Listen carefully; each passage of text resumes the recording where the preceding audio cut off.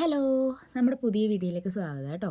അപ്പോൾ നമ്മൾ മണ്ണടി അമ്പലത്തിൽ പോവാണ്. ഇത് 2 ദിവസം ആയ വീഡിയോ ആണ് കേട്ടോ. ഇന്നിപ്പം അവിടെ ഉത്സവം നടക്കുകയാണ്.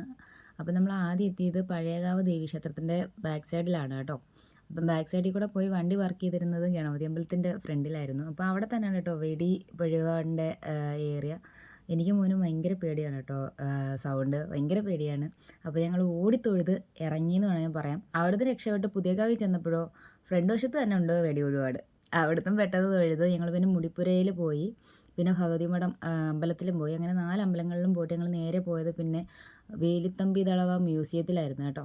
നല്ല രസമായിരുന്നു. അവിടെ ഒരു പുതിയ എക്സ്പീരിയൻസ് ആയിരുന്നു കേട്ടോ. നമ്മൾ ആദ്യം അവിടെ ചെല്ലുമ്പോഴേ നല്ല ഭംഗിയാണ് കേട്ടോ. ആദ്യമേ കയറുമ്പോൾ തന്നെ ദളവയുടെ നല്ലൊരു പ്രതിമ വെച്ചിട്ടുണ്ട്.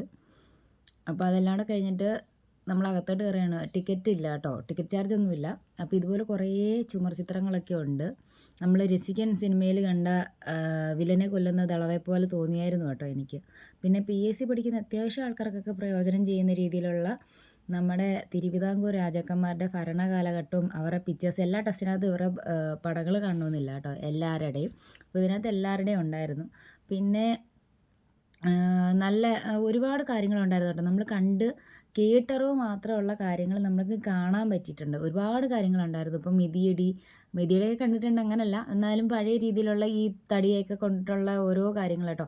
വള്ളങ്ങൾ, പിന്നെ നമ്മുടെ കുറേ അതിനകത്ത് നമ്മുടെ ദളവയെക്കുറിച്ചുള്ള ഫുള്ള് ഡീറ്റെയിൽ ഉണ്ടായിരുന്നു കേട്ടോ. ഇതുപോലെ കുറേ ചുമർ ചിത്രങ്ങളും കാര്യങ്ങളെല്ലാം ഉണ്ടായിരുന്നു.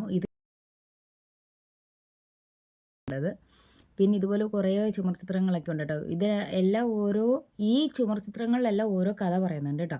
പിന്നെ കുണ്ട്ര വിളംബരം, പിന്നെ നമ്മുടെ ഈ കുഞ്ഞുങ്ങളുടെ തൊട്ടിൽ കെട്ടുമ്പോൾ ഉള്ള ആ തടി, ചിലങ്ക, ചിലമ്പ്, അങ്ങനത്തുള്ള കുറേ, പിന്നെ കേരളം വന്ന വഴി, ഇങ്ങനത്തുള്ള കുറേ കാര്യങ്ങളൊക്കെ നമുക്ക് പഠിക്കാനുണ്ട് കേട്ടോ.